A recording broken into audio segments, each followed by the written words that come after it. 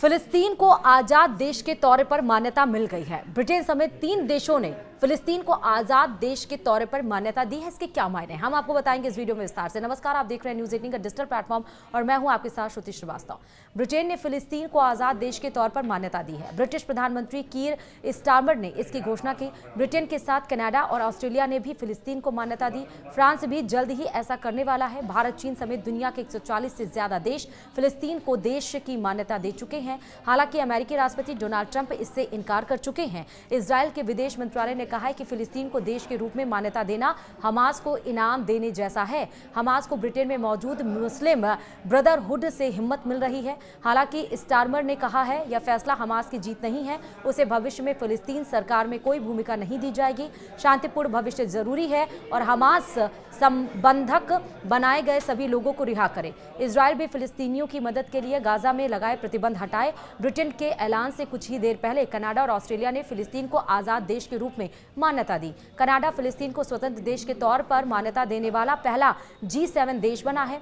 कनाडाई प्रधानमंत्री mark Carney ने उम्मीद जताई है कि इजरायल और फिलिस्तीन दोनों को शांतिपूर्ण भविष्य मिलेगा। ऑस्ट्रेलियाई पीएम एंथनी अल्बानीज ने कहा है कि फिलिस्तीन को राज्य की मान्यता देना कनाडा और ब्रिटेन के साथ मिलकर किया गया कदम है। यह एक अंतर्राष्ट्रीय प्रयास है ताकि 2 अलग-अलग देशों का समाधान मिल सके। ब्रिटिश पीएम स्टारमर ने कहा कि मध्य पूर्व में बढ़ते हिंसा के बीच हम शांति बनाए रखने और 2 देशों के समाधान की कोशिश कर रहे हैं। इसका मतलब है कि एक सुरक्षित इजरायल के साथ साथ एक स्वतंत्र फिलिस्तीन भी होना चाहिए। जुलाई में ब्रिटेन ने कहा था कि अगर इजरायल ने हमास से युद्ध नहीं रोका तो ब्रिटेन फिलिस्तीन को देश के रूप में मान्यता देगा। फ्रांस ने 13 सितंबर को संयुक्त राष्ट्र में प्रस्ताव पेश किया था जिसमें फिलिस्तीन मुद्दे के शांतिपूर्ण समाधान और 2 देश यानी कि 2 स्टेट योजना का समर्थन किया था। प्रस्ताव को भारत समेत 142 देशों ने समर्थन दिया।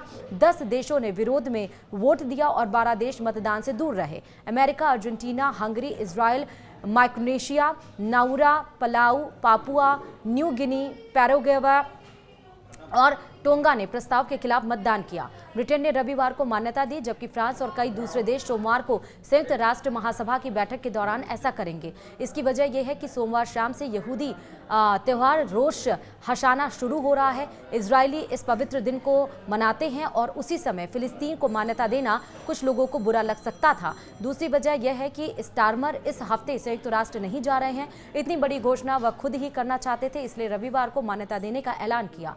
यूएन के 193 में से 147 देश फिलिस्तीन को मान्यता दे चुके हैं। फ्रांस, ऑस्ट्रेलिया और कनाडा सहित अन्य देशों ने कहा है कि वे इजरायल पर दबाव बनाने के कोशिशों के तहत संयुक्त राष्ट्र सम्मेलन में फिलिस्तीन को मान्यता दे रहे हैं। ब्रिटेन की मुस्लिम काउंसिल ने प्रधानमंत्री के इस कदम का स्वागत किया लेकिन आग्रह किया कि मान्यता के साथ ठोस कार्रवाई भी होनी चाहिए।